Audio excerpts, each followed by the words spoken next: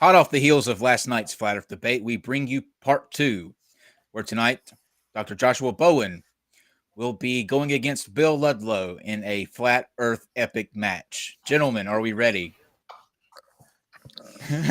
I'm ready. Bowen's ready. Hi, Dad. My daddy. Oh, that's funny. That's funny. One quick thing to say about last night, though. If you didn't know this, No Concepts didn't show. We had to bring in two other Flat Earthers. However, if you go to No Concepts channel today, he has deleted all of his Flat Earth videos, and his avatar says it's round. So very ominous. And I think maybe we can finally declare an absolute 100%, no ifs, ands, or buts about it victory. There it is. So congratulations, Reds. You did it last night. We're going to talk about a really cool and important news article to start out with, and then we'll bring on Michael, who was part of Lord Rael's cult, I guess would be the correct word to use. Right, Dr. Bowen? Would you consider them a cult or religious? Yeah, I mean, I think they would probably fit that standard. That they would refer to themselves as a congregation of Lord Rael. But yeah, got it. And real quickly, Friday, I know you people have been asking. Friday is the climate change talk where Dr. Peter Ward will be here to go over some things that are happening with the climate. November the 5th, Sargon of Akkad versus Adam Kokesh. That's going to be good. And then the thing everybody's been asking about, November the 8th, Isaac Arthur, who is a science educator and YouTuber. He will be coming to talk about the ability to upload minds one day. So you can get tired of your body, your experiences, and everything that's inside of your brain will be able to be uploaded to like a disc, I guess, and then plugged right into a new body. So can't wait for that. And then on November the 15th, Aaron Robb will take on Jason King on creation versus intelligent design. So, I will now turn it over to Steve, who will introduce the article, and we'll go from there. Yeah, it's about a month ago or so, there was a thing on the Arizona School District where a lady named Diane Douglas had tried to somehow get around the whole Supreme Court not allowing creationism and intelligent design to be taught in the school system. And so she had basically had a proposal, or tried to do a proposal, to incorporate intelligent design into the Arizona Schools District's curriculum, which had gloriously backfired, as Bill Ludlow here is been pointing out today. So I had him to come on and see if he can kind of tell us what exactly happened there and why did it backfire so spectacularly. Well, yeah, Bill, it was awesome. I miss you. Oh, you're welcome. Hey, hi.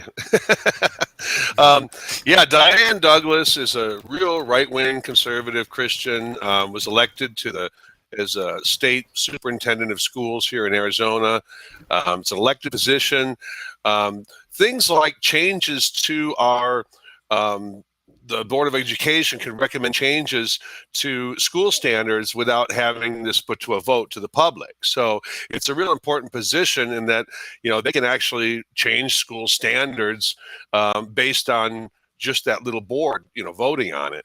And what happened was they tried to bring in watered down standards that removed the words evolution. Anything to do with the theory of evolution. They brought in a young earth creationist from a local Christian college to give recommendations from the board. And then they adopted what was called, I think, the Hillsdale standard. It was out of Michigan. And the wording, again, was real vague. It was watered down. This is what they were going to propose that we adopt here in Arizona, which opens the door for creationism or intelligent design to be brought in, because it doesn't require people to teach evolution really as the only thing. So backlash on this was huge. Arizona is a real conservative state. I mean, I live in an almost exclusively Mormon neighborhood here. They're awesome neighbors, but I mean, very, very conservative. And this type of thing is something we've fought against for a long time here. It doesn't seem to make national news in places like Kentucky, see, but we do fight against this right on this type of thing a lot. This time, people just mobilized. I mean, we had the Secular Alliance for Arizona, the Secular Coalition, even the Arizona Atheist Facebook group I'm a member of, just maybe 800 people, but I mean, people really mobilized. People wrote in, they made it public. It was just comment sections of everything, people talking about it, mailing email campaigns. There was a website where you could leave comments on there. It wasn't public comments, but it went directly to the people on the board. And there was just a real concentrated effort to get the word out that this wasn't acceptable. And it worked. Diane Douglas was not, she lost in the primary. We had, I believe, originally 4 or 5 Republican candidates for the position of this, school board superintendent, and all but one of them wanted creationism, thought that it was okay to teach creationism in a science class. All of those lost. And one of the reasons they lost were they were, basically hounded by people and being exposed as, this is not right. And the guy that did win the primary for the Republicans, Frank Riggs, and I personally went back and forth with him several times, just in messages and letters and emails. And he is not for teaching creationism in science class, but he still believes it should be taught in history class. So, he's kind of got around, okay, I'm not going to say it should be taught in science, but we should teach it in history, which I don't know how you apply creationism to history. I'm not sure how that's history. Yeah. What So, is historical about that? I don't know. At least it's moving out of science. We've been really, active in just kind of exposing what it is that they want to do. So what happened? What happened was today there was a vote. 6-4. It was still closer than I would have liked to see. But what happened? 6-4 was approving these new standards. The standards that Douglas proposed didn't even get someone would second them. People. They were afraid exactly what Republican candidates. Is he breaking up? Bill, hang on. You're breaking up too much for us. You're starting to break up. We didn't get into that. Try again. Have I got connection problem? Can you hear me now? A little bit. Yeah. Okay. Mm-hmm. Maybe I don't know what it was. So they took a vote 6-4. Yeah. So I think board members were scared after they saw what happened to the candidates in the primary who supported creationism, and they could not even. She didn't even get a second. Now the 6-4 vote was in favor of these new standards that were brought by the Arizona Science Teachers Association. The original standards proposed, the original revised standards proposed by Diane Douglas didn't even get a motion. She didn't even get a second to her motion. She wasn't even able to bring it in front of the board. So instead, they passed revised standards, which were actually better than what we had in the past. And they specifically say, if I can bring up the article here, they specifically, the wording used was the unity and diversity of organisms living and extinct result of evolution. And for Arizona, that's huge. That is really huge. So, again, we had a concerted, concentrated, very strong effort on the part of the Secular Coalition, on the part of even Christians who didn't want to see creationism taught in or intelligent design taught in science class. Everybody got together. They made it be known that it wasn't acceptable.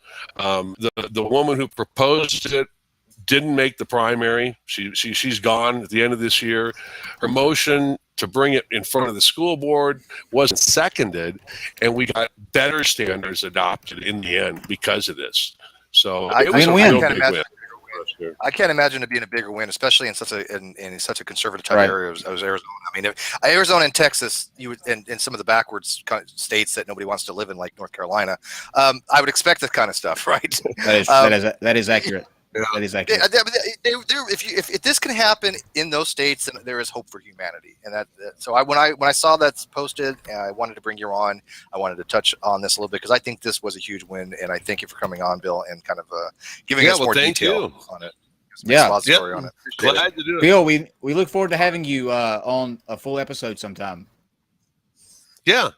I got some stuff coming up. The track discoveries I've been working on. We've documented 90 sets of 270 million year old pre-dinosaur reptile tracks now up on the Mogollon Rim. It's turned into one of the most concentrated sites in Arizona, if not the whole Southwest, for these pre-dinosaur reptile tracks. And I was up working on that this last week with the U.S. Forest Service and the Southwest Paleo Society here, collecting more data. And we're still collecting a lot of data. I was given a 5-year permit by the federal government to study that recently, and because of that, I can't disclose exact locations, but we will be sharing information as the data becomes available. Thank you, So. We can't wait to hear that. All right, thanks, thank Bill. You. All right, my surrogate daddy. Thank you. Yep. Surrogate daddy. Bill Ludlow and Ken Hovind still remain. That debate still remains to be one of the all-time classics. So if you haven't checked that out, head over to Steve McRae's channel after this show, of course, and watch Bill Ludlow. I'll link it later for you guys. So let's get into what we're here to talk about tonight. And I want to say a quick hello to Michael and Dr. Bowen. Hello to both of you. And to kind of familiarize ourselves with what we're going to be focusing on, I pulled a clip of Lord Rael just to play a couple seconds of it, so we could hear exactly what we're going to be talking about. So, Dave.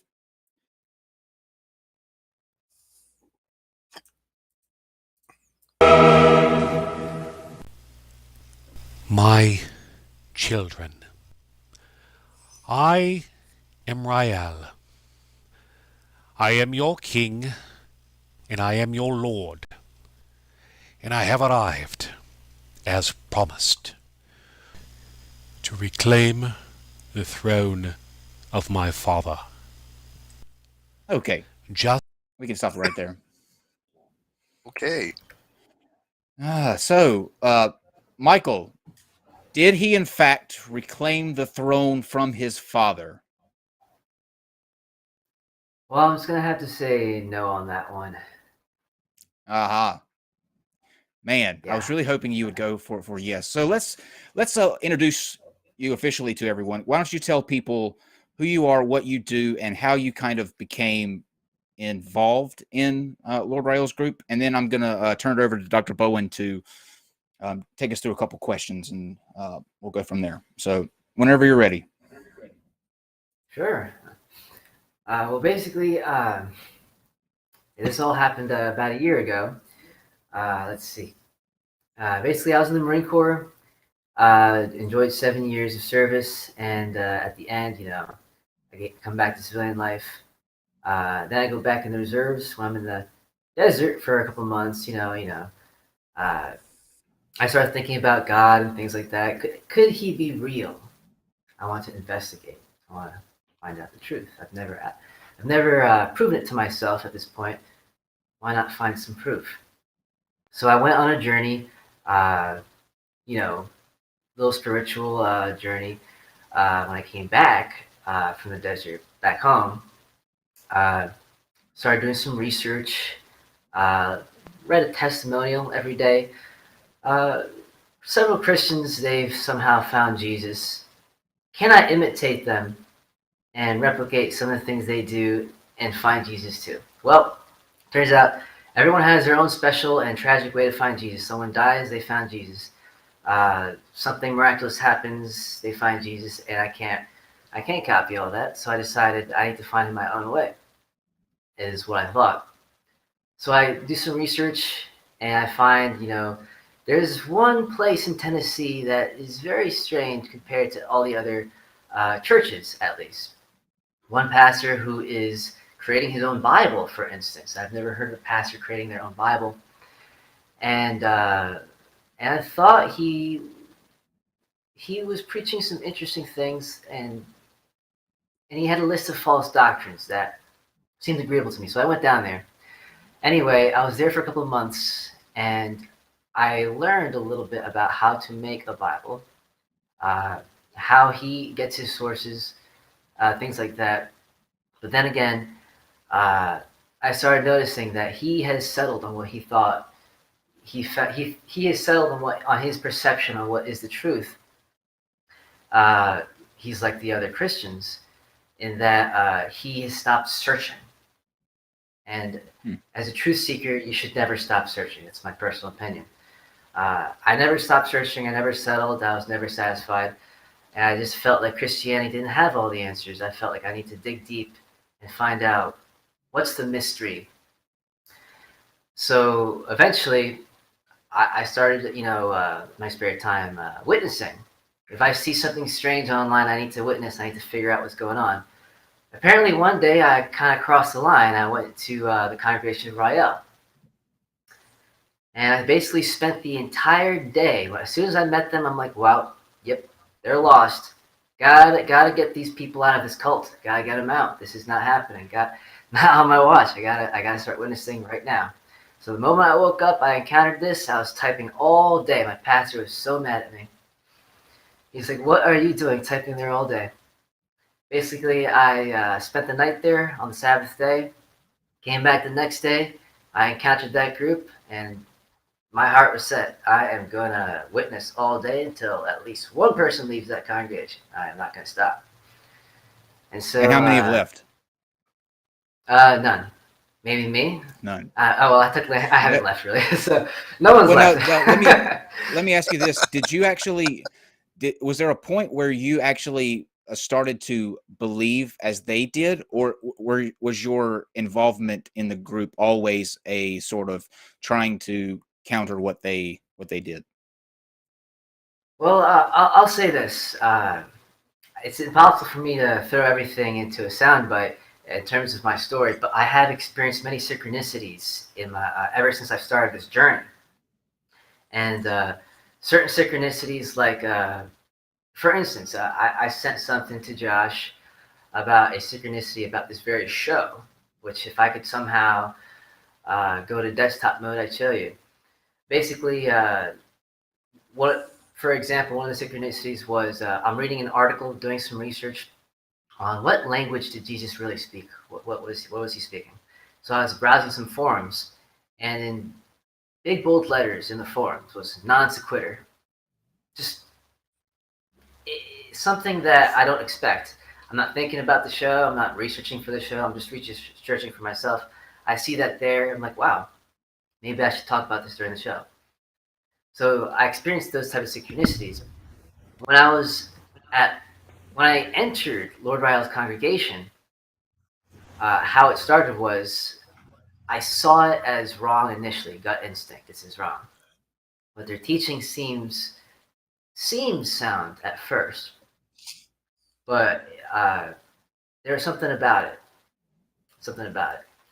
But what kept me there was certain things that I had seen, like say the Anunnaki and ancient aliens and maybe other esoteric things that had esoteric elements about them that I was against them in a way, but I didn't want to go completely against them because I felt like they had some seeds of truth. Like Anunnaki, that they could be real. Ancient aliens, they could be real. Now, if they went all out and you started talking about ancient aliens from Palenque and maybe all the other things that the ancient aliens show has spoken about, maybe I would have been hook, line, and sinkered. But they basically just stuck with the Sumerian approach, and I guess they just left it at that. Lord Rael is, I guess, Enlil, and they basically stuck with that. That's a good starting point. Let's bring in a Sumerian expert, our senior Sumerian correspondent. I didn't know you our called me senior that Sumerian correspondent. There we go. Dr. Bowen, do you kind of want to so that everybody's on the same page, walk through what he means by the Anunnaki, and then I'm going to let you. I know you have some questions ready, and I'll let you go ahead and start with those. That'd be a good starting point. Yeah, sure. So just by way of quick introduction, I'm Dr. Josh with Digital Hammurabi, and Megan and I, who is in the other room listening to the stream, we run a channel about the ancient Near East, and so Sumerian and Akkadian and ancient Mesopotamia, it's sort of our wheelhouse. We have PhDs from Johns Hopkins University. Megan's almost done hers. I finished mine about 2 years ago, a year and a half ago. So, reading Sumerian, reading Akkadian, these mythological texts, it's what we love. It's what we do. So, of course, I have a master's degree in Old Testament studies from a Capital Bible Seminary, and then I have a minor in Hebrew Bible as well. So the Lord Rael congregation, which is sort of an amalgamation, a mixing of both Christianity and ancient Mesopotamian religion, is custom made almost for me. So, it's interesting, given my background educationally. It was surprising to me that I'd never heard of Zecharia Sitchin and this whole thing with the Anunnaki, because of course I'm very, very familiar with those mythological texts. As an aside, I have just finished a presentation, critique of Zecharia Sitchin's 12th Planet, which I'll be putting into video format hopefully within the next month or so. So look forward to that. Where did you first hear about? Where did you first hear about Sitchin? Where did you first hear about Zecharia? It was actually, I think it might have been you, Kyle. Yeah, it was. Yeah. You're welcome. How is it that I knew about Zecharia Sitchin back in the 80s? I remember. You're welcome, vividly. Dr. Bowen. Velikovsky and Sitchin were very popular topics back in the 80s. Yeah. I just lived under a rock, apparently. How is I don't get it, because I in the 1980s, Zecharia Sitchin and Velikovsky were two very big topics of discussion back then. Well, he was probably born in the 80s. Kids 79. Kids these days. I got socks older than you. Nice.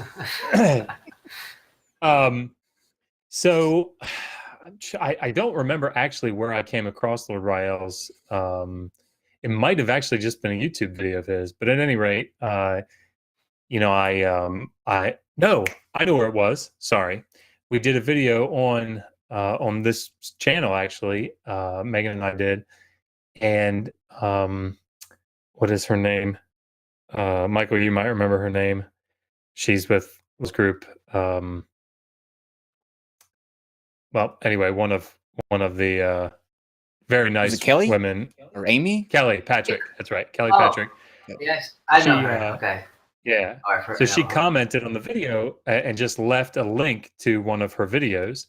And so I watched it. And then, of course, I contacted her, and she agreed to come on the Non-Sequitur at first and do, Michael, what you're doing right now, and just kind of explain what it is that the congregation believes. Angelus Domini, who is, the angel of the Lord, angel of our Lord, who is Lord Rael's emissary, spokesman, whatever, sort of shut that down.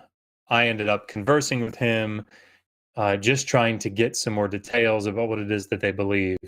In short, and Michael, please, if you want to correct me on any of this, please do so. But essentially, Lord Rael, his name is Raymond Elwood. I think he lived in Chicago originally. And on wait, that's how he got Rael, taking the Ra from Raymond and El from Elwood. Yeah, I must. I'll interject here for a second. I don't think his name was originally Elwood, but he may have had his name changed because he's got the word Howie in his name somehow. Howard. Interesting. So there is I have a link to someone who's done the research on him, trying to expose him. So he has his criminal records, so that's how he knows. That's interesting because usually when people change their name, they change it to something like more pizzazzy. And Elwood, changing it to Elwood it's just very vanilla, Rael. Too vanilla. Well, he needed to. Well, for me, if he did change his name and that's what he did, it would be the only way to make it fit the prophecies. Aha, I see. Well, carry on, Dr. Bowen. So essentially, is it January 28th, 2011, I think is when it was. There's a light that was supposed to have descended over Jerusalem, and you can find the YouTube video. It's apparently been concluded that it was doctored, but nonetheless, it's supposed to be this light that was Jesus returning as in something like Matthew 24, the second coming. But that light then quickly leaves and apparently goes to Chicago and descends upon Lord Rael, and he became. So I don't want to say he's the new Jesus, but because he wouldn't say that, what he would say is that there's a spirit of God that has descended upon different people throughout history. And Jesus was one of these people. And it's the spirit of the Sumerian god Enlil. So you have three big gods at the top of the Sumerian pantheon. You have An, Enlil, and Enki. And of course, their Akkadian names are Anu, Enlil, and Ea. But Enlil, the spirit of Enlil, is what descended upon the person Jesus and made him divine. Also, well, I don't want to spoil it, but ultimately descended upon Raymond Elwood, making him Lord Rael. Now, there's a video. He's Jesus reloaded. I'm not getting. That's right. Now, I'm not getting what I'm getting ready to say from my own intuition or from my own conclusions. There's a video by William Scoggins, who is one of the clergy, I guess you would say, in the group. Yeah. Because there's a question about that video that we saw with Lord Rael speaking. His accent is interesting. And of course, my wife is from the UK, and I played it for her, and I said, what region of the UK is that? And she said, I have no idea. That doesn't. Can we hear it again, Dave, like real quick? I am sorry, that accent is fake. That is not a real accent. I it's take $1. Steve, though. They would argue that it's not. There's a video. They can argue that one one. of the I'm never wrong. Well, Dr. Bowen, before you say that, let me, Dave, you don't have to show the video, but play just him talking again real quick so that we can hear what he sounds like one more time.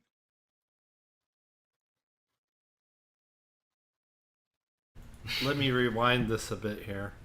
Back to it's like an amalgamation of like three different types of accents thrown into one, like put in a blender. And this is it can just be this guy's a anywhere. hot mess. My children, I am Rael. I am your king, and I am your lord. I am your lord. I have arrived. Lord. I have arrived as promised. To reclaim. Okay, you can stop it now, Dave. Yeah, I mean, he's like trying to do Hamlet or something. It is now your time to ask us questions and to further explain where this accent is coming from. There's something interesting. Something I should mention about that video, though, or at least the accent. William Scoggins has made a follow-up response as to why he sounds like that. Would you like to hear why? Drugs? I would love to hear why, sir. Now, this is not my opinion. This is what he said in his sermon, which I happened to be interested in at the time. He said that before when he was Jesus, he reincarnated into someone else before he became Raymond Elwood. That someone else was King Arthur, apparently. So he was King Arthur. Yep, yes, makes a lot of sense now. And then basically he went from Jesus to King Arthur to Raymond, and then he said when he became Raymond, the past life regression had an effect on his accent. Totally That's legit. the explanation. Yep, I guess. This makes total sense to me, sir. I'm just going to talk like this for the rest of the episode.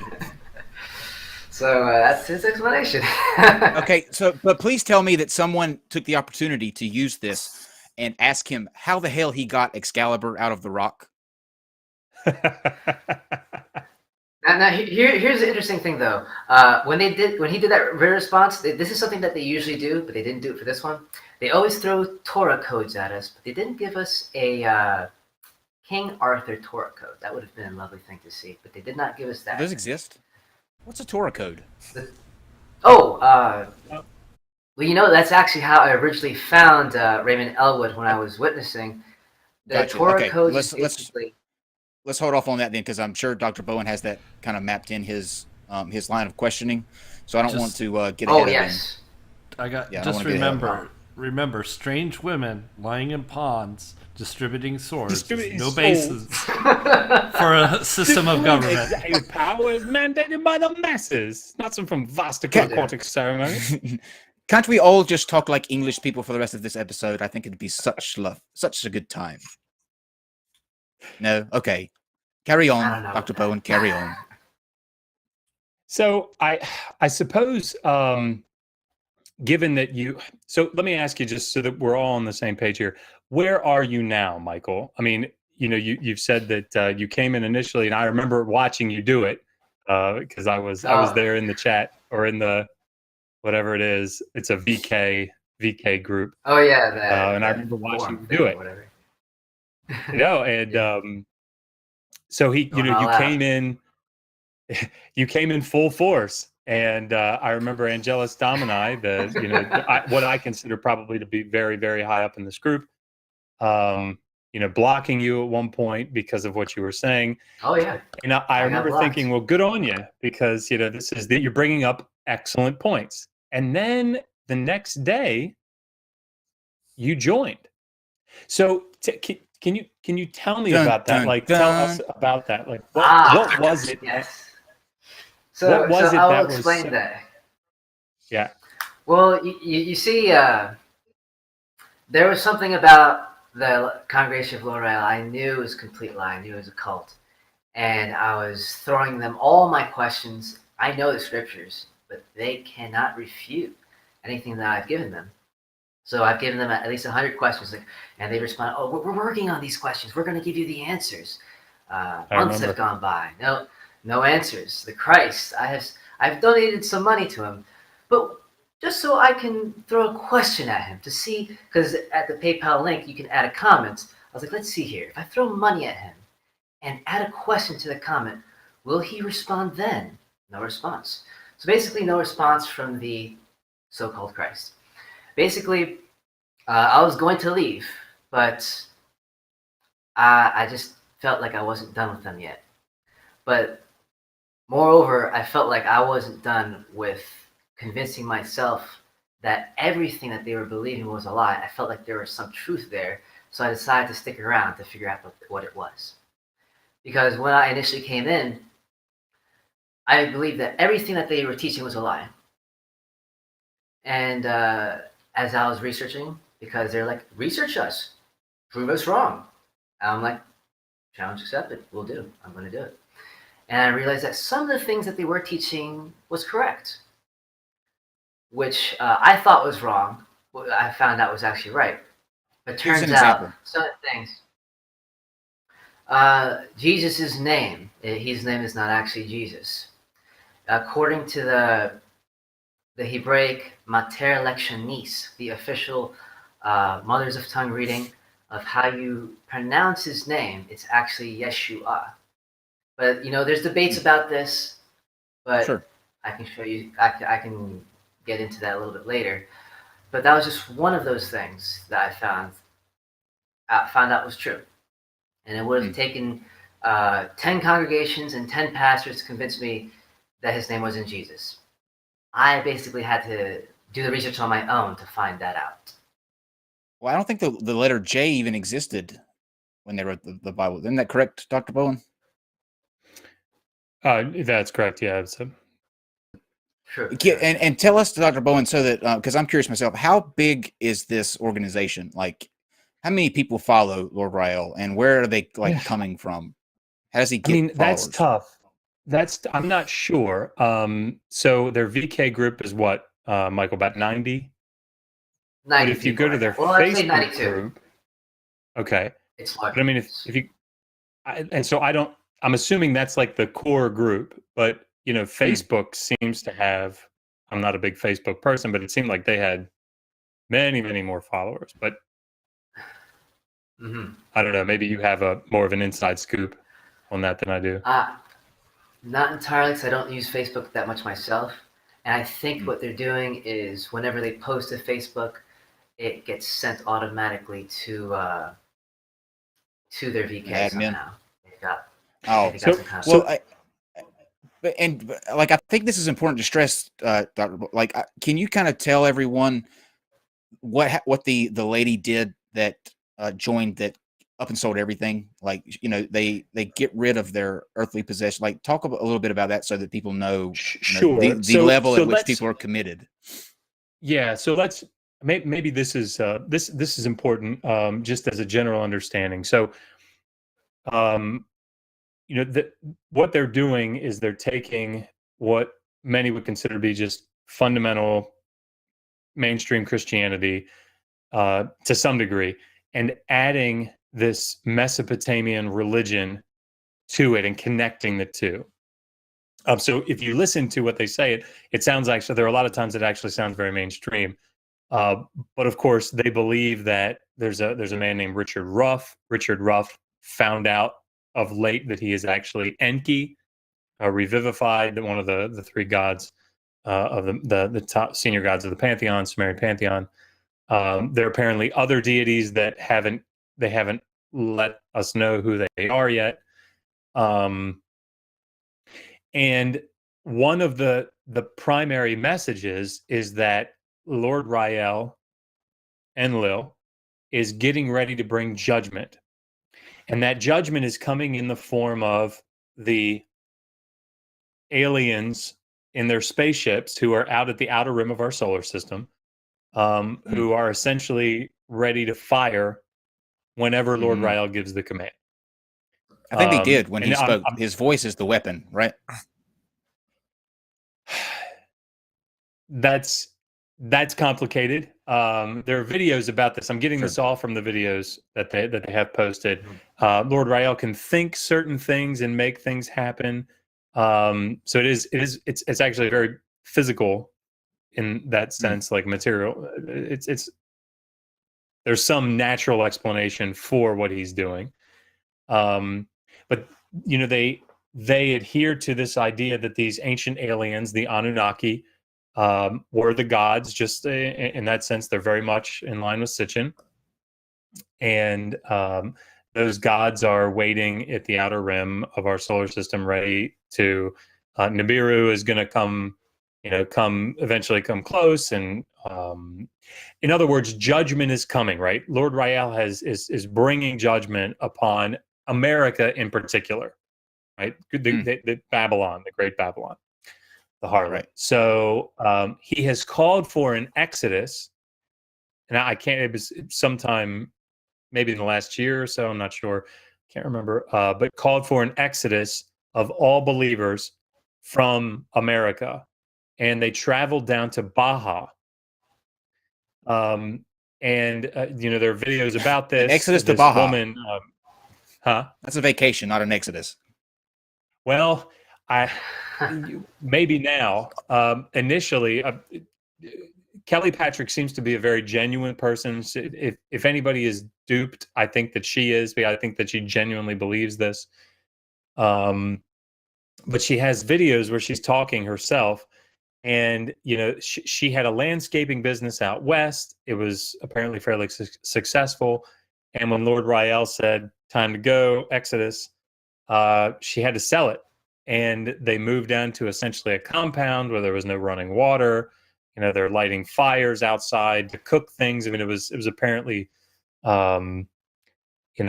pretty bad for at least a little while. And of course, it appears from the videos that things have gotten better of late. But, so Michael, maybe you could talk a little bit about that, because I remember you talking about how, maybe you were going to go get ready to go to Baja.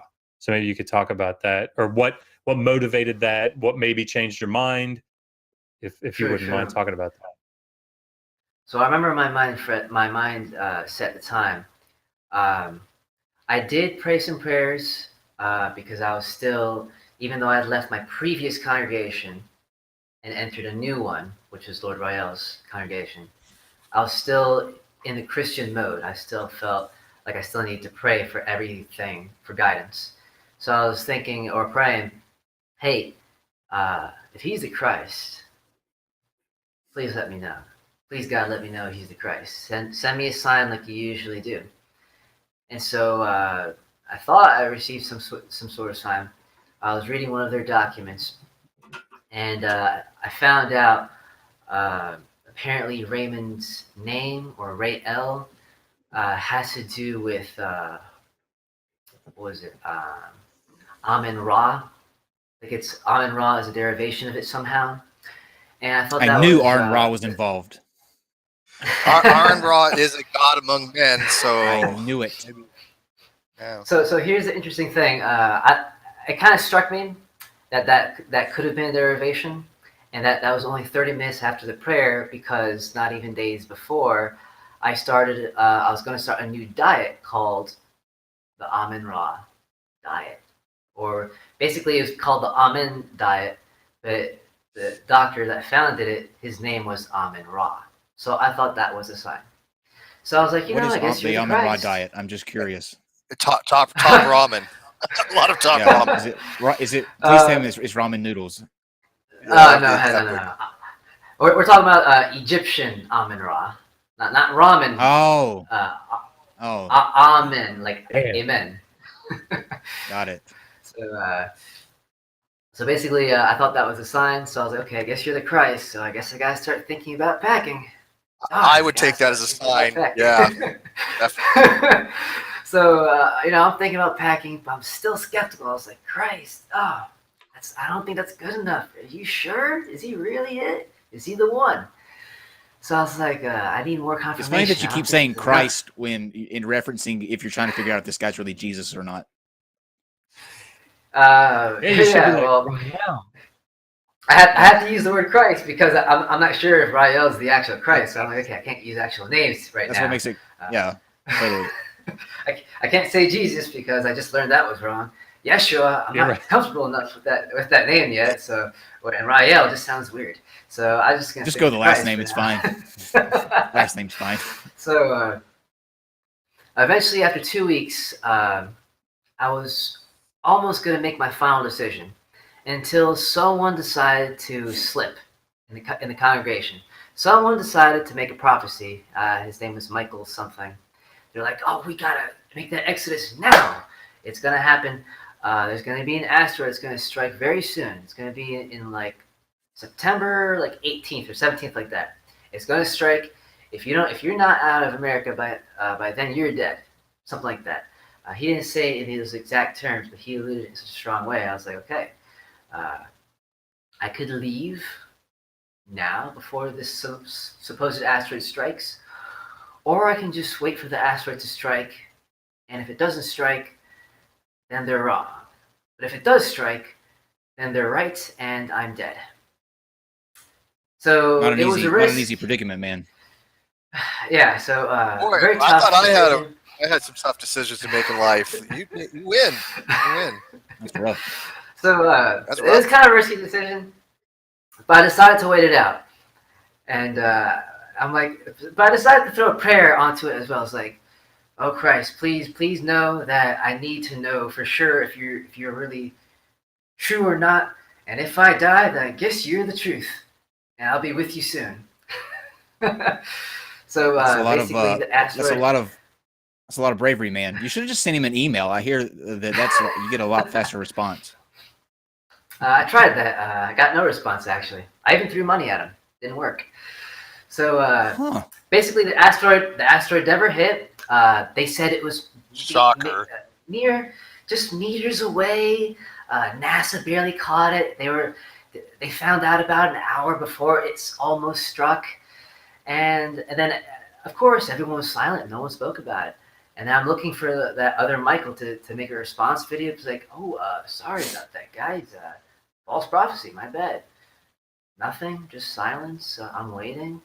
And then I'm like, you know He what? didn't? It didn't come Why do true. people make these prophecies knowing that they're not going to happen? I'm Right. a little Well, I mean, confused. you have why a they think it's gonna help ready-made. That's the thing. You have a ready-made rationale in this situation every time, because you can say, "Lord Rael had mercy," right? He decided not to Or NASA. destroy. No, this was You- NASA's mercy. You just gave them an idea. Well, Congratulations, Dr. Oh, Bowie. sorry. Don't do that. Now, buddy. here's the thing, though, which is interesting. And I'm sure I could find this somehow because I'm good with text. I write software with text, so I could figure this out. But Rael has said that he has not come here to prophesy, but to fulfill the prophecies. But to have his own members set a prophecy, what does that mean? He's going to get That's his lazy. own word. That's lazy. So he's not. He hasn't come here to prophesy, but his own people are prophesying, and they're wrong prophecies. Isn't that like his one job though? That's your one job as a deity. Like you prophesy and then you fulfill it. He's just going, no, I don't feel like doing it anymore. You know what? You guys handle it. Whatever you want, we'll do it. No, Just make it happen. Well, no, the beauty is it's provisional. You just do a provisional type prophecy, and then when it doesn't get fulfilled, either the conditions weren't met, or as Dr. Bowen said, you know what? I've showed mercy on my people. Well, let me tell you something. Win-win. I did actually mention this. I did actually mention this to the congregation. I created a Rael quiz file. I called it the Rael Quiz of the Century. I'm not sure if any of you have seen it, but it was it's a really amazing file. If you guys want to look at it later. I like you. I like it's you, Michael. awesome. I would love to see that. I would love to see that. Okay. Trust me, I have it. I will send it. Cool. But I sent that quiz file. No one responded. Well, actually, someone did respond, but it wasn't good enough. They did not answer any of the questions. They said, "Good quiz. Good questions. We're not ready. We'll get to you soon." The end. Did they ever ask you, or did they ever like respond or put out any kind of like statement or any excuse as to why the asteroid never came? And were there other members of the congregation asking? Because it seems to me, if I'm preparing for an asteroid impact, right, and it doesn't happen, I'm gonna want to know why. I will tell you their response. They respond by emojis. So they, I think. The ultimate emoji defense. Stop. So it. I cannot lie about this. He really did respond with an emoji. Please tell me what the emojis are. What is a this is why the apocalypse winky didn't happen emoji. Please tell me. Well, I don't know if they think this is a joke or if it's like, phew, it just missed. But basically, it missed. And Lord Angelus, okay, you can't call him. Basically, Angelus Domini. So God's aim's off. So God can't aim. The big guy in charge right after Rael is Angelus Domini. After it happened, he throws up an emoji. Phew, it missed. Something like that. And I was That's like, fantastic. That's the explanation. Understood. Got it. So everybody accepted that though. That's what I'm really looking for. Like, did everybody fall in line after that emoji text? Was that good enough to like quell any kind of uprising for people wanting to answer? Because if that's the case, then that goes a long way in just how brainwashed people can get. Well, I gotta tell you something. The brainwashing is beyond most people's understanding. They're not as active as I am. For me, I'm watching. I'm waiting. I'm looking for the truth here. I'm waiting for the responses. People, everyone else in the congregation, they're passive. They're in, they're out. They maybe spend 10 minutes in that forum, social platform, and then they're gone for the rest of the day. So they are not. Basically, when something happens, they're not there to see it. So if someone says, "Hey, the prophecy is going to be an asteroid, it's going to come," oh, we just missed it. Basically, they're already hook, line, and sinkered, but they were gone for the prophecy and they were gone for the explanation. So maybe let's talk about, if it's okay, guys. Sure. One of the primary sources there are two sources of validation that Angelus Domini gave me over and over again. One is these prophecies that they have documented and timestamped that have come true, these predictions about storms that would come and so on and so forth. Michael, as you just pointed out, a particularly big one here with an asteroid did not come true. So I feel like that one's, if I were to actually take the time and go back and try to piece together these prophecies, no one would give me one directly, right? It was just, you can go back and check for yourself. If I were to actually go back and do that, I suspect what we'd have is something similar to what we're talking about here with the asteroid. But the other, and I think probably far more significant piece of information and evidence that is presented really on a regular basis, and we've alluded to it before, are these Torah codes.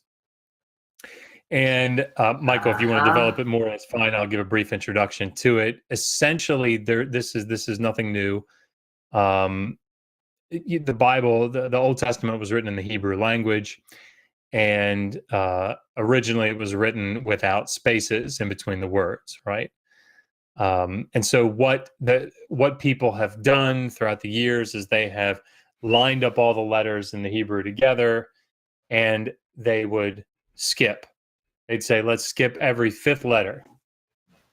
Every fifth letter. We'll just look at every fifth letter and then write those out and see what it writes in Hebrew. See if we can find significant words or phrases or prophecies, right? It's like this hidden code in the Hebrew text. Well, a very intelligent and business savvy software designer designed Keys to the Bible, which is a software program that does this for you, right? And you can search for specific things, and you can tell it how to skip, and it will find these secret codes, right, in the text.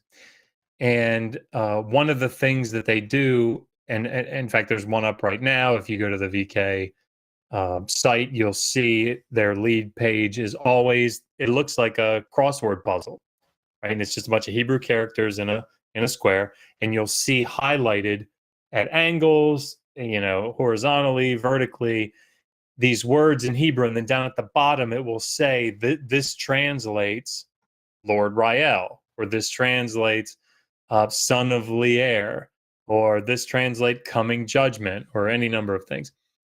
And these Torah codes are presented as irrefutable evidence that what are the odds, right? And this program will actually calculate the odds of finding these particular codes in this particular order or whatever. So how significant were those Torah codes to you, Michael, when you began to investigate, or even now, how significant are they to you? And we have a picture of them that we'll put up while you're talking, Michael. Sure. Yes, that's it right there. That's what they're presenting. Now, this is initially how I found them. I was doing research on Torah codes. I was not actually interested in entering a new congregation. I just happened to discover them because of these Torah codes. Now, here's the thing about these Torah codes. They are presenting it as evidence because the chances of them finding these codes in such a way that it would create these phrases, in these listed phrases, is scientifically almost impossible, is what they are alluding to. Now, here's the thing, though. They are giving us graphics, images, but no videos as to how they are achieving these codes. But there is someone that they link to very frequently, and that person is a Torah code researcher. If anything, you can call him a Torah code master. He is a rabbi, and his name is Matityahu Glazerson. In English, that would be Matthew Glazerson. And he's an expert at Torah codes. Now, here's the interesting thing about Matityahu Glazerson is that he has gone against the congregation just as recently as 2016. But before that, I would say he was probably supportive, because I think he may have made some videos about them before then. But his most latest videos of the congregation in 2016 are basically debunking videos. And if you go through those videos, look up Matityahu Glajerson. He doesn't just give images and pictures of Torah codes. He will show you how he gets those codes. Maybe not as thoroughly as I would like. No one does that for some strange reason. But at least he creates a video and he explains how he somehow gets it. He shows his search terms, him entering those terms, and then the results pop up. And if you go through those YouTube videos, you'll see the congregation providing negative comments saying, "How could you?" And here's the thing, though. Here's the only thing that I found strange. In those, this is why I kind of stuck with the congregation a little while, because I kind of want to investigate a little further about those Torah codes, is that Kelly Patrick responded, is like, you keep misspelling his name in these videos. Enter the correct search term. You know you're not spelling his name correctly. And I did notice that in every one of those Torah code videos, Matityahu, master Torah code researcher, never did spell his name correctly. Could it be Isn't because Matityahu a rapper? I don't know. Could be. Yes. But good to go. So basically, he never did spell it correctly in any one of those videos. There's at least 6 videos I think he made about going against Lord Rael, but never spelling it correctly. So I'm thinking, is there something about this name that he found out about and he doesn't want to publish, or did he just not read the comments? One or the other, I'm not sure. But I would like someone to, basically this is something that needs to be done. Someone needs to create a free software version of the Torah codes. Basically, no one knows how the Torah code software works because it's proprietary software. We don't have access to the source code. I am a free software developer. I would like there to be one. Because if someone documents how the code works. Well, get ready. Yeah, go ahead. Because I did. So I forgot about that. You said you got it. You can actually purchase this software. It costs you $60. Actually, one of the guys that sells it is Danny Ben-Gigi, Dr. Danny Ben-Gigi out in Arizona, and he runs HebrewWorld.com. He's a good friend of mine. He taught me Hebrew actually back in 2003, 2004. And so there are 2 slides that you showed, Dave. If we could go back to just the first slide, if that's possible, not the second one. I just want to point to a couple of things. So what you're looking at here, of course, his picture is not in the actual program. This is a screenshot of the program. It's called Keys to the Bible, and what you're looking at is, if you can read, if your viewers can read Hebrew, you could actually read from right to left here the text, because all this is doing is laying out. So if you look in the upper right hand corner, 3rd line down, far right, it says al haaretz, so like over the land or upon the land. So I mean, this is just the text, the Hebrew text. But what they're doing is they're skipping. Now, it looks really convincing, right? Because, wow, what are the odds that the Passover 5778, which I suspect is, I mean, I don't know Jewish years as well as maybe I should, but I suspect it's probably somewhat recent, or the name Rael actually appears there in the text, or Le'er Yah being the shortened form of Yahweh. What are the odds? And see how they're crossing over in the left-hand corner. What are the odds that these things happen? Well, go to the next slide, if you would, please. This is a screenshot. When you get there, this is a screenshot.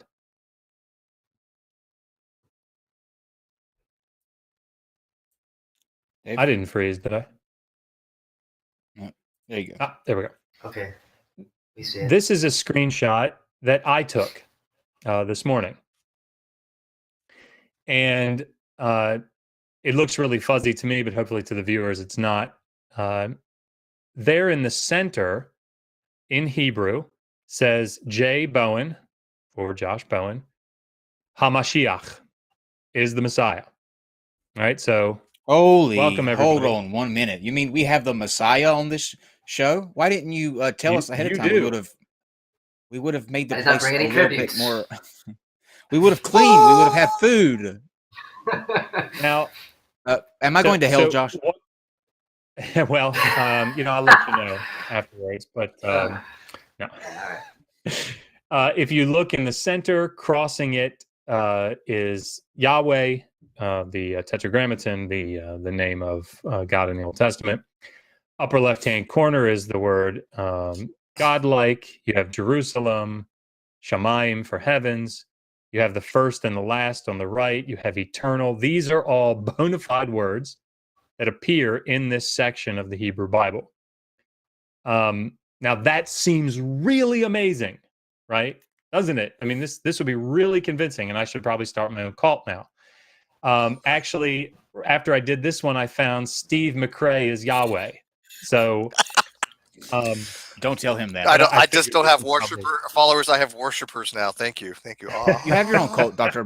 Bowen. Digital Hammurabi. There's your new cult right there. It's already got a name. It's there you packaged go. nicely. And I would imagine that we could find Digital Hammurabi in the text. See, here's the thing. What happens is what this program does is you tell it skip a certain number of letters, right? Now you can be very specific and you can say skip every third letter. Or in my case, I said skip from 5 to 11,773. Anything in between, skip. I've heard of that. And find. And that's what you do. Now, that allows you to find your centerpiece, right? Of course, the thing I was searching for is J. Bowen Hamashiach, right? That's what I wanted to find. And I found it actually very, very quickly. And in several different places, as a matter of fact. Then there's a button, and again, it's blurry to me, but maybe you guys can see it. There's a button there that says Find Words.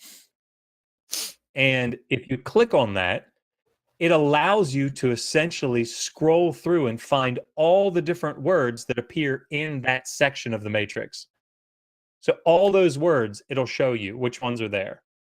And you can It tell sounds that like it's an algorithm of some sort. I mean, because I was reading up on non-sequitur. Find us non-sequitur. Oh, that would be awesome. I was reading the equidistant letter sequencing that they use, but what I don't understand is if you're looking for a specific sequence of some kind, or looking algorithmically for something, because I don't call this a code. This I do think is a cipher, but whatever. But how I mean, literally, because they don't use, technically it is, but because they don't have vowels, and because there's just letters that we've translated into what we would think would be the English or anglicized version of that word. You really can find anything you want by any search parameter, just about, couldn't you?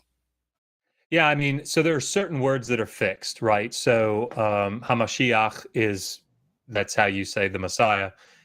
J. Bowen is Yod, Beit, Vav, Vav, Nun. That's how they would write it in a modern transliteration, and that's what I found. But again, it's in no way surprising. You're exactly right. What their the Hebrew text originally, and of course in modern Hebrew today, is primarily just consonantal, right? It's consonantal text. Yeah, right. They use matrix lexiones as Michael was talking about earlier, as these mothers of reading, these consonants that are used as vowels to elucidate the writing. But the point is, you can buy this program. It's called Keys to the Bible. Anybody can get it. And maybe Dr. Benguigui will get some business out of this. But it's HebrewWorld.com is where I got mine. You can get it on Amazon. I think he's actually the one that ships it from there. But again, it's $60 and you can run this program yourself. And so, Michael, I'm not a developer. I'm like, I don't know how it works. That's fine. But that's all right. But you could get it and look at it, I'm sure, because you seem extraordinarily clever, and figure out exactly how it's doing this. But that's what I mean. If you find your baseline word, which you can, and this is the other interesting thing about it, you search the entire Old Testament, right? From Genesis 1:1 to the end of Chronicles, which is how it's laid out. And then once you find it in there, then all you do is restrict your search to where you found it. and it looks like, oh my gosh, he just searched from Genesis 3:1 to Genesis 5:4, and in that short little span found that. But in reality, you're searching everything under the sun to just find that sequence, and then you just mirror it and narrow it down, so that it's like a trillion to one shot, right? Very true. So I considered that when I got that, I consider that for me sufficiently debunked, and I can make a video about how I did it if anybody's interested in that. I can record that. It's actually pretty simple to do.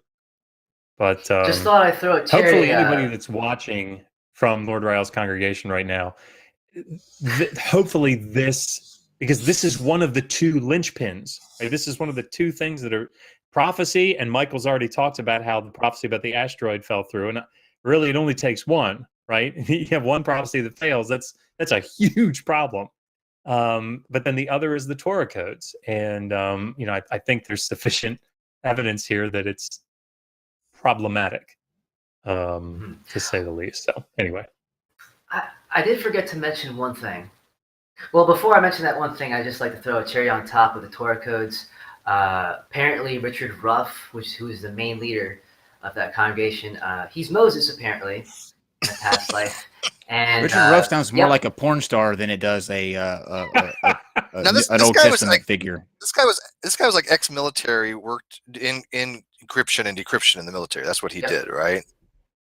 Yep. And now he's Moses. Apparently was. Yep. Apparently. And apparently, somehow Raymond, I think before he became this entity that he thinks that he is, was on the Oprah show somehow, and they snapped a picture of him. And so they decided to make a Torah code on Oprah, and apparently she's a reincarnated version of John the Baptist. I gotta ask the what? I gotta ask. They have that. They have that. I have the page. What? Oprah is John the Baptist. I can't lie about this. They have it on their website. I was like, okay. Richard Ruff is Moses. Oprah Winfrey is John the Baptist. Well, that settles it then. God is okay with sex change. God is okay with sex change. Wait, am I the only guy here? This is producer Dave. Am I the only guy here that finds an issue with a cryptographer looking for codes in the Torah? That's why I brought it up. I mean, kind of like A Beautiful Mind gone wrong. Like that old movie, A Beautiful Mind. That's the least thing that we need to worry about. Like that, well, in and of itself would be a problem. Being John the Baptist think that is Oprah is John the Baptist? When you think Oprah is John the Baptist, nobody's asking the elephant in the room, and I don't understand why. The question has to be asked: are these people actually insane, or they're just con artists, or both? They're con artists, and here's how. Okay, because that's what I really want to know. Because there's a huge difference there. So let's talk about the God coin. Oh, there we go. Yes. Oh yes, please let's talk about the God coin. I showed this to Steve this afternoon. The dramatic commercial that they have. If any of you, I was like no fucking way. The God coin. So a fiat God coin. Explain this to us, please. So there's a video, and I about fainted. Which was bad because I was driving when I heard it, because I was going through Michael Scoggins' playlist, and who's one of the clergy members, and he says, the Lord Rael has very graciously extended an offer to you to essentially trade in your worth U.S. dollars and pounds and whatever else that you might have, for which are going to go out of use as soon as Lord Rael establishes his kingdom, which is coming. It's imminent, right?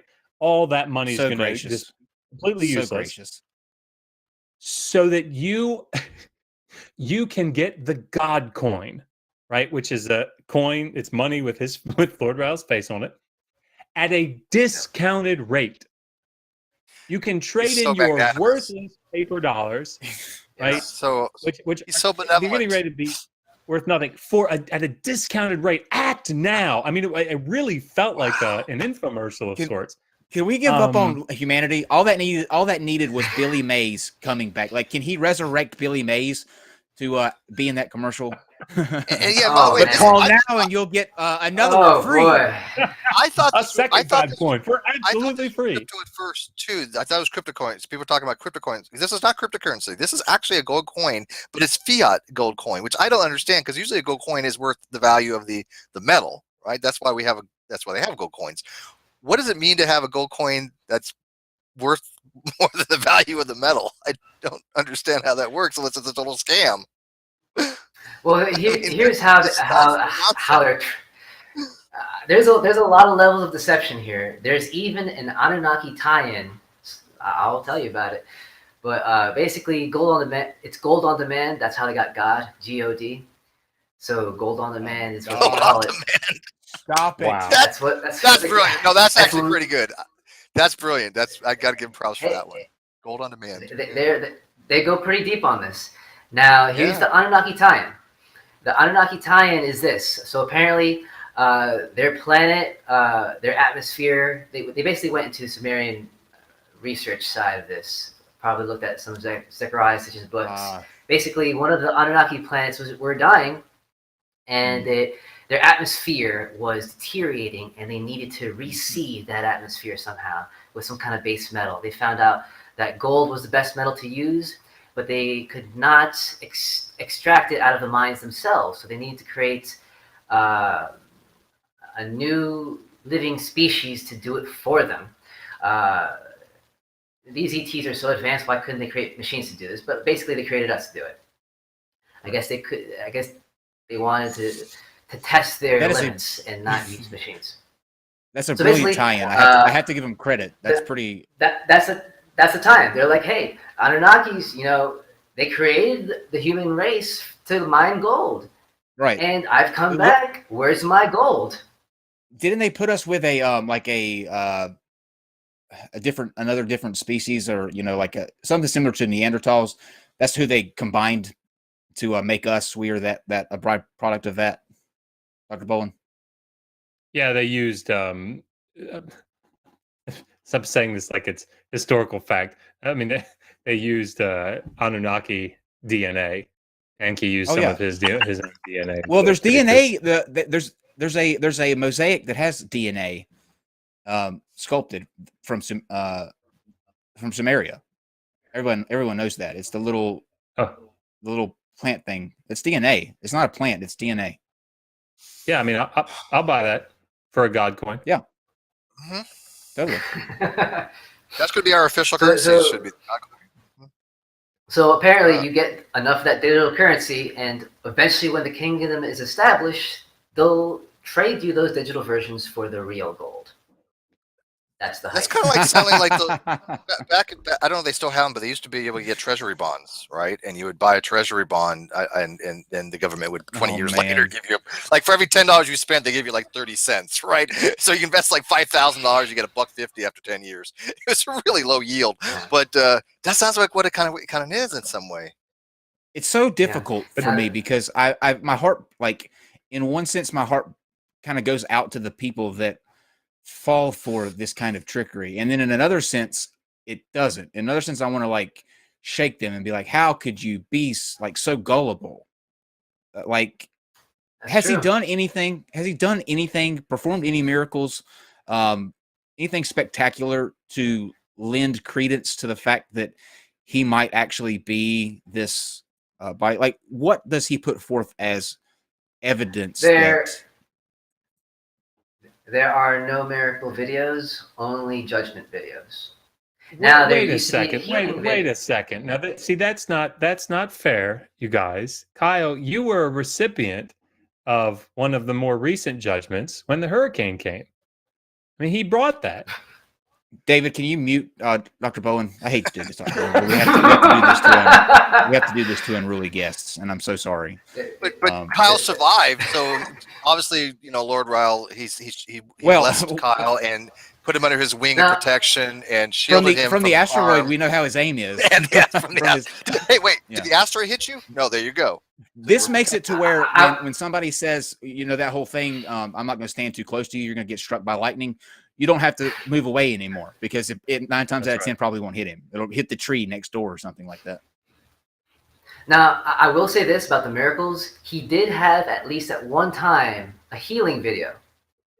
But it's been deleted. And all we have is an explanation for deletion. And Did it involve jelly juice? He must be. He's a clumsy god. That's what he is. He tries, but he can't just like. no idea. What was the reason for Yeah, deleting the you get video? a lot of stuff wrong for a deity. I don't know. Okay, so the reason why he deleted that video was because apparently people were not sharing it enough, and he said they were just using it for themselves. He wanted people to, once they receive the video, to make it go viral and to spread it.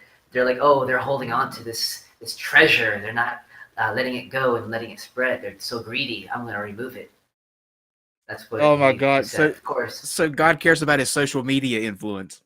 Why not? God needs an online presence too, right? This is literally the greatest, the greatest group of individuals I have come across since I've been doing the show. We have talked to so many people, and with so many different views and beliefs, and this is my absolute favorite because you have a deity that can't aim, cares about his social media following, and who uses emojis to explain why terrible events didn't happen. Okay, This is the most technologically advanced yet. Hang on. First of all, God is a male in this case. Men can't aim. We all know this. Women have been telling that for us for years. Second of all, in this day and age, I think that it's important to have an online media presence, even for a deity. So, I mean, I'm not faulting this guy too much for that. I mean, look, Well, I think the thing that really got me when the first couple of days that I was watching these videos was William Scoggins preaching a sermon. Said it's if you've ever heard a pastor say something like enough to just drop $1 in the offering plate, or it's not enough to just serving God doesn't mean just coming to church on Sunday. He said serving God is more than just subscribing to his Twitter account. Oh, interesting. And you know what's funny? Somebody in the chat just said, "Is God on Twitter?" Someone in the chat just said, "Is God on Twitter?" Yes, You can yes, find I've him. seen him on there actually. There's a couple of different versions actually, and I've seen Jesus, a few different Jesuses on there too. So, yep. But Lord Michael, Rael is definitely on Twitter. you haven't been kicked out of this group yet. Do you think you will be now? I don't know. I better hold on because it might happen. I'm almost positive it probably will, and we do apologize for that. But you can figure out a way to get back in, I'm sure. But how do we know which God on Twitter is the right God on Twitter? Obviously, the one that says the things that you like the most. The one that strikes you down with a hurricane, that's the one that's legit. It's very graphic. Or tornado. So or asteroid. we're about at the 90-minute mark. Well, I hate. Go ahead, Dr. Bowen. Oh, no, go ahead. You were getting ready to say something about the 90-minute mark. I was just going to say, do you have? Did you have any other directions that you wanted to go, Dr. Bowen? Yeah, I mean, there was, and I know we don't have an awful lot of time, but there was something, Michael, that to sort of shift gears just a little bit.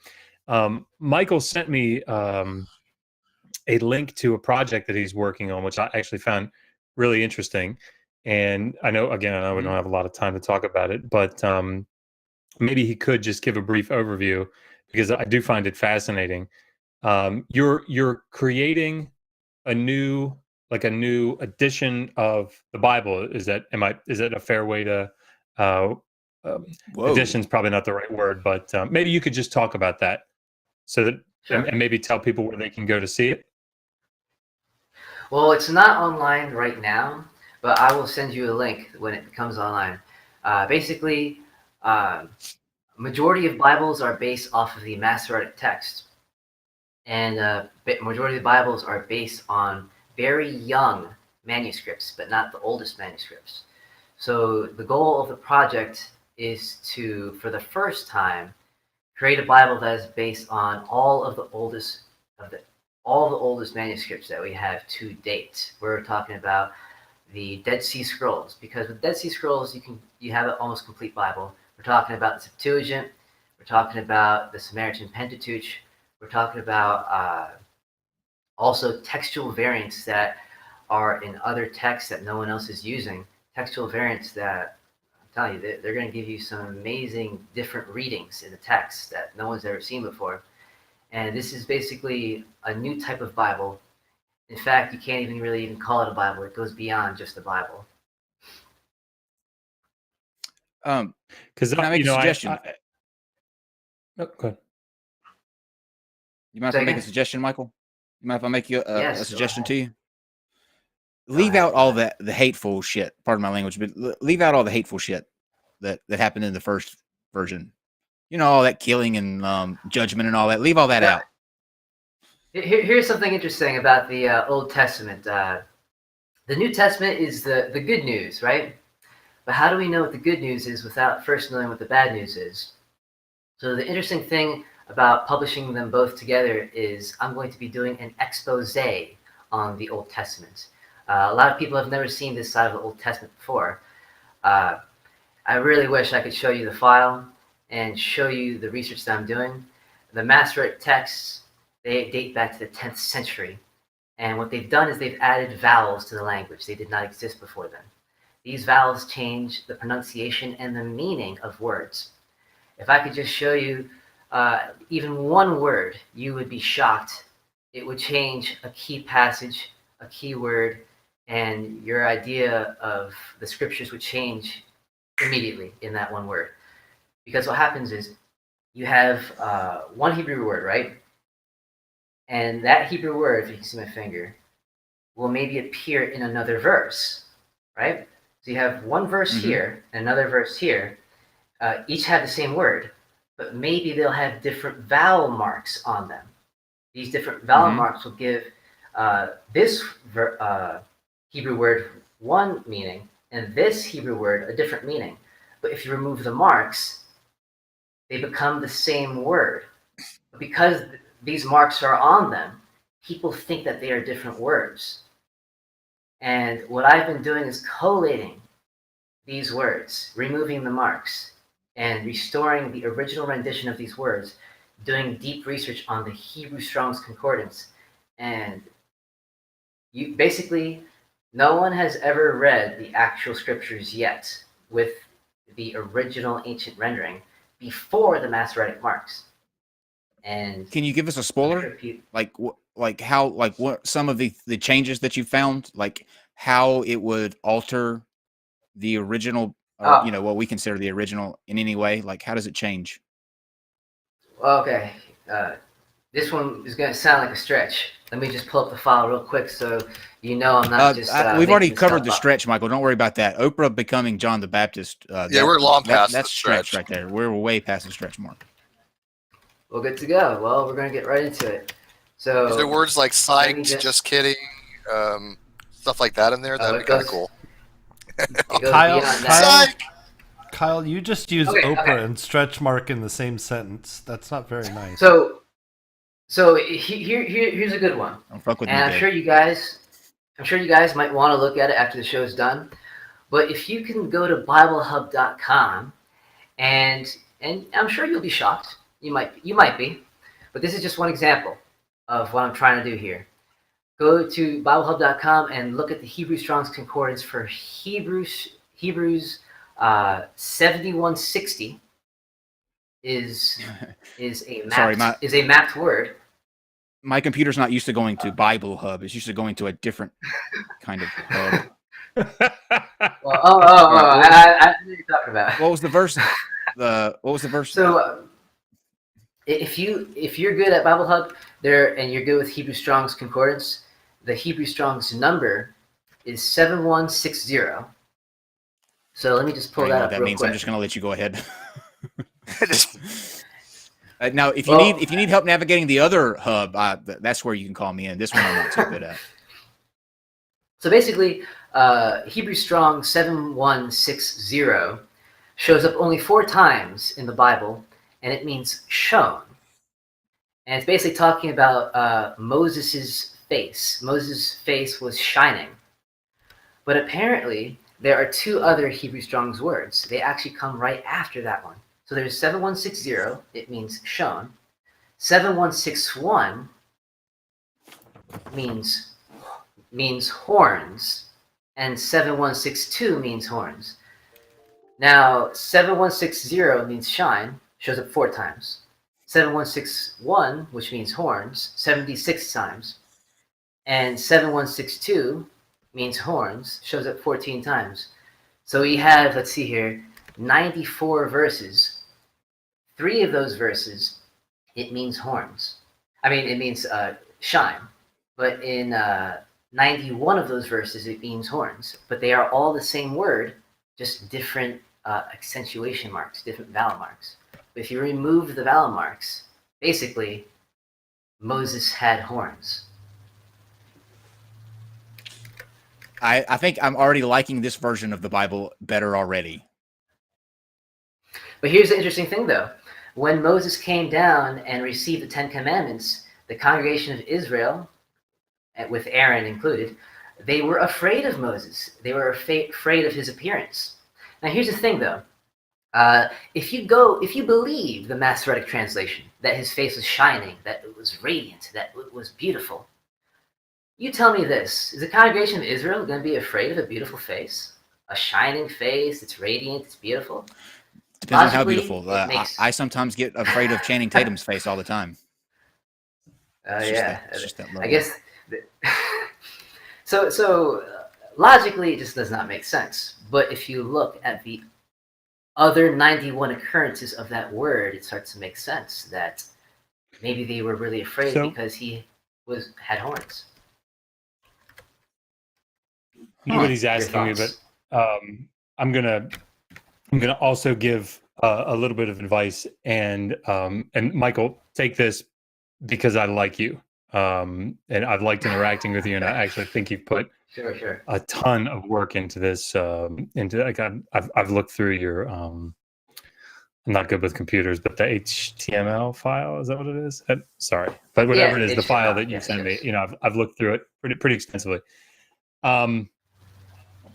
I admire this, and there's never ever going to be a time that I think I'd want to quench somebody's drive, particularly a Marine's drive. Right? You can't quench a Marine's drive. Right? I would say that I've been doing Hebrew now 15 years. It's been a while. The reason that when I interacted with you, I asked you if you'd learned Hebrew. There's a reason for that, and that is that languages, particularly ancient languages, can be kind of complicated. For example, in what we're talking about here in Exodus 34 with Moses' face shining, the verb karan is, you're right, it doesn't occur all that often, but take it into something more I don't know, pedestrian. The word davar. Davar means word. Diber, if you same consonants, can mean the PL form, he spoke. Dever is a plague. So the way that these Semitic languages work, these Akkadian, Arabic, Hebrew, Aramaic, Syriac, they have a triconsonantal root. That's how these things generally work. So the 3 consonants per word, and they adjust the vowels in order to change the meaning of the word. Now, oftentimes there's something consistent about the different words. For example, davar, to speak, or a word, something spoken. Those are all things that have to do with dalet beit resh. But they are different vowel points. What I would suggest is, as you do this, really take some time and learn Hebrew. I know I mentioned this to you. I've got a Learning Biblical Hebrew video series on our channel, Digital Hammurabi. And for anybody else that's out there wanting to learn Hebrew, particularly now that we're talking about this really cool Hebrew stuff, it's free, and you have access to me to ask questions, whatever. And of course, there are lots of people that teach Hebrew, I'm sure, but just be careful. Again, I don't want to squash anything that you're doing here, because I think it's actually really important that we have people that have a strong drive.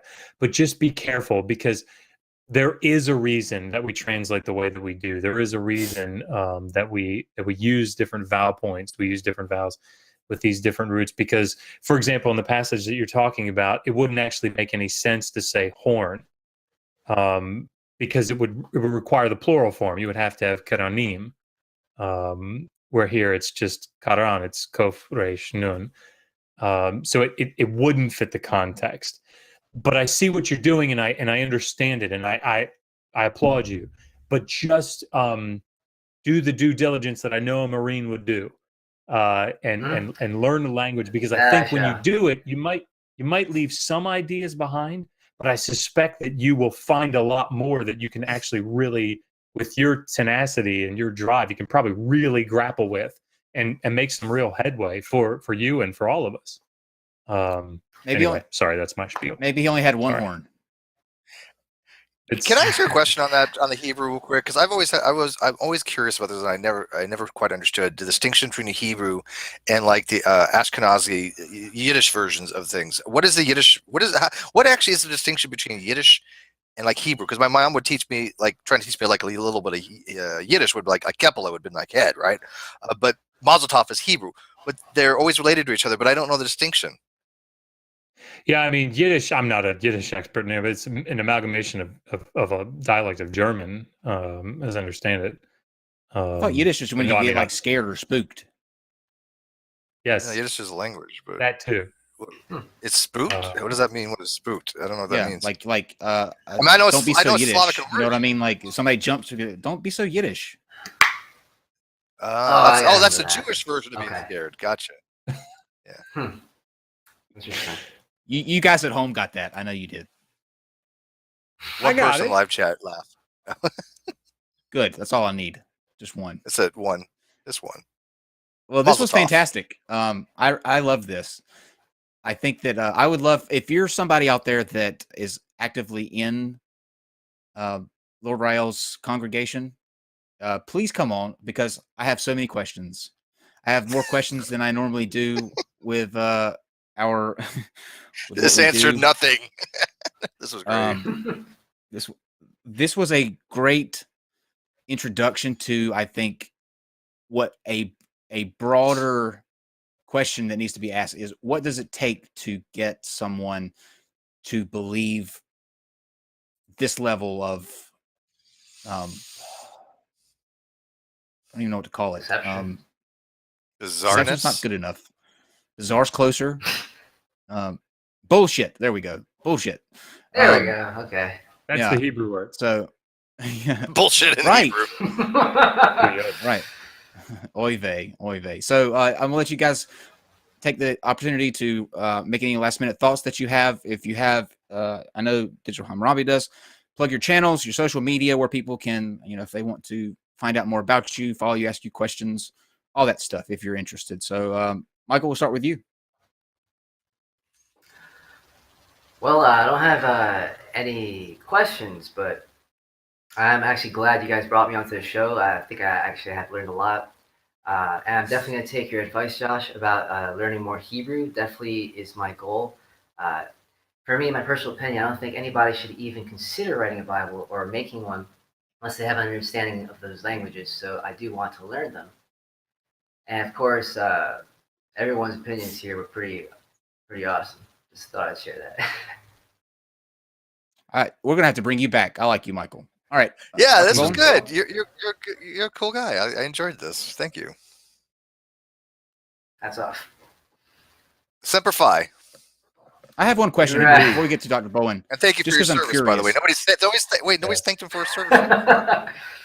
Yes, thank you for your service. But where are you? Thank you. And you can just, like, if you don't want to answer, that's fine too. But I'm just curious, in dealing with all of this being in the middle of the cults and seeing what all goes on and seeing the absolute deception, where are you in terms of like faith now? Are you actually are you looking like, what are you trying to find there? And maybe this will be a good one to bring you back on later on down the road, but just kind of give us a preview of where you are in that space now. Well, to start off, I actually, a year ago, I left home just so that I can start this journey.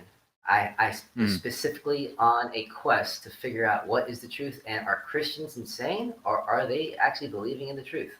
So I've been on this journey for literally about a year now, and not even a month ago, I was no longer a Christian, but I still wanted to study the Bible. But after seeing all the corruptions in it, and after seeing the deceptions from my pastor and from Lord Rael and his congregation, I thought, enough's enough. Let's create a real Bible. Let's go to the source, because no Bible translators we have access to hundreds of manuscripts, all the Dead Sea Scrolls. We have the Septuagint. We have so many manuscripts, but no one wants to compile them all together into a single Bible yet. I would like to learn what would be the original meaning of these words when someone does that. So currently that's where I'm on right now. So once you get it completed, you'll be a cult leader. So we've actually had a cult leader before they became a cult leader. This is fantastic. Somebody in the live chat actually had a really good suggestion, and I think we should do this, Steve. Somebody in the live chat suggested having Michael back with Dr. Jones, and I think that would be a great I'm okay with that. That'd be cool. I mean, Dr. Jones has said he's going to be freed up sometime this month or so, so I'll reach out to him again. Cool. All right, Dr. Bowen, the one half of Digital Hammurabi. We should get the other half in so we can say hello.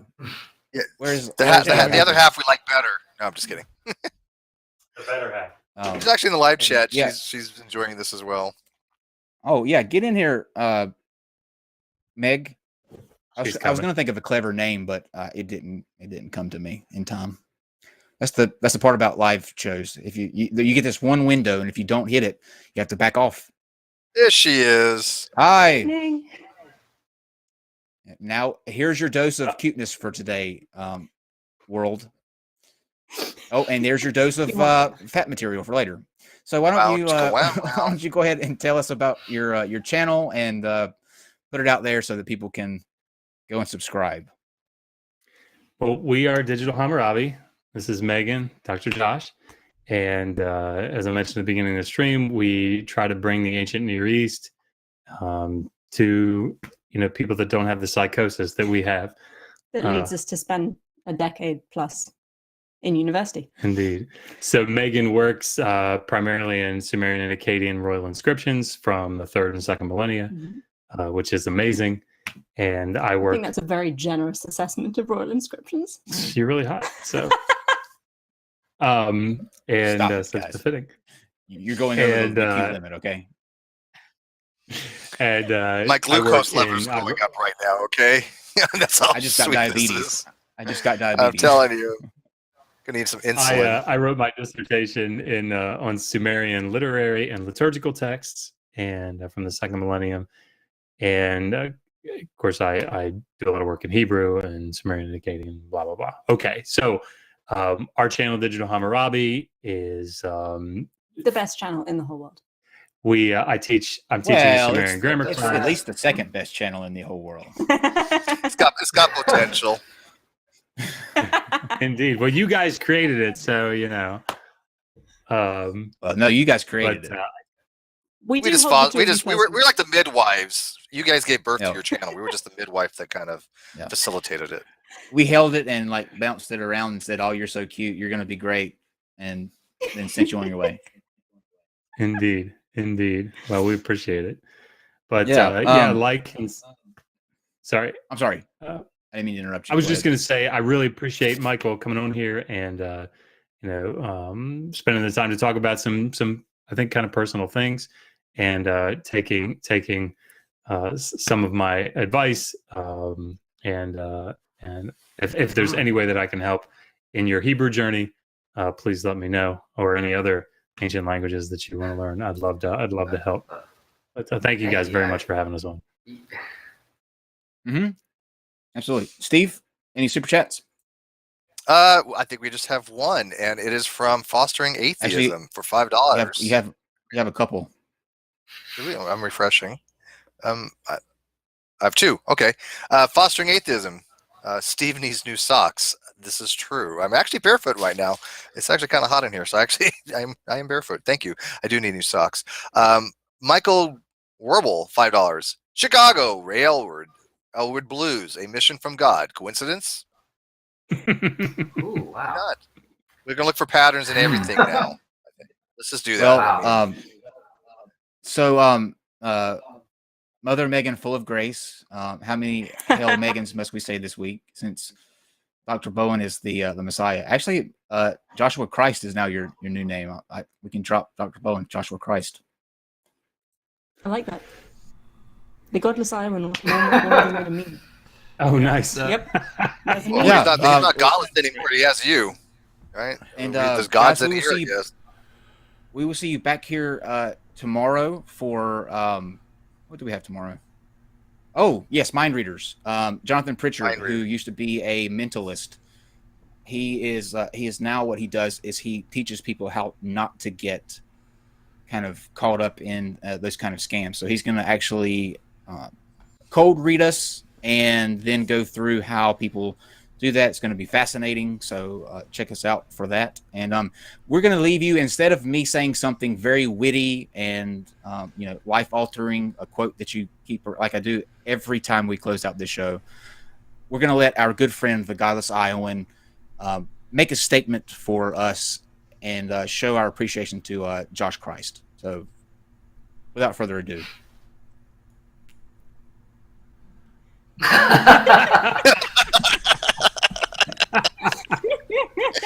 Brilliant. You guys did. Absolutely brilliant. That's not that look bad. is faffable. I gotta admit, that is a faffable look right there. Good night, everyone. Good night. Good night. Non-Sequitur. Your facts are uncoordinated.